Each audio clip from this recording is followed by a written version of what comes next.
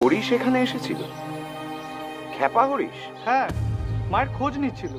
মা কামার পুকুরে গিয়েছেন শুনে আনন্দে হাততালি দিয়ে নাচতে লাগলো। আগে হরিশ ভালো ছিল, দক্ষিণেশ্বরে ঠাকুরের কাছে আসতো।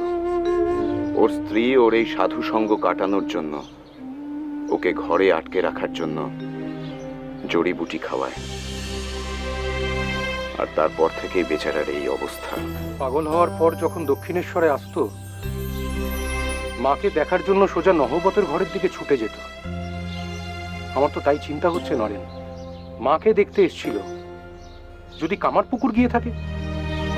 আরো একটা কথা নরেন, দেশ গায়ের ব্যাপার, মা ওখানে একলা থাকেন, তার উপরে হরিশ গিয়ে যদি মায়ের সঙ্গে থাকে, তুমি বুঝতে পারছো আমি ঠিক কি বলতে চাইছি?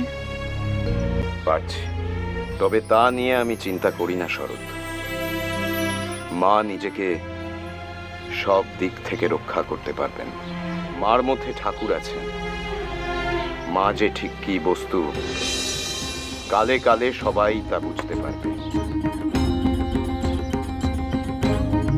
কোনো বনো বিড়াল রয়েছে মনে হচ্ছে।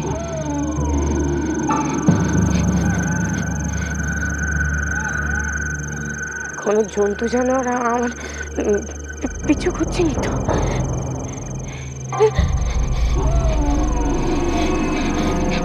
না, এ কোনো বনো বিড়াল বা জন্তু জানোয়ার নয়। নিশ্চয়ই কেউ আমার পিছু করছে।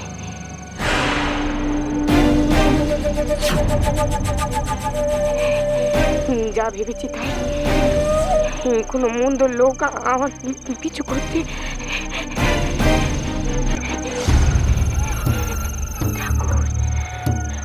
আমার সাহস দেয় ঠাকুর, মন দিয়ে আমার সকল ভয় আপনি দূর করে দেন, দূর করে দেন।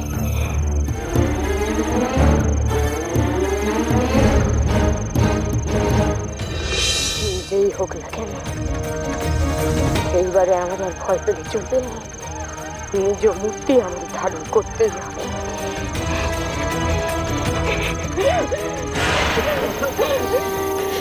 আমি হরি, আমি হরি, আমি হরি।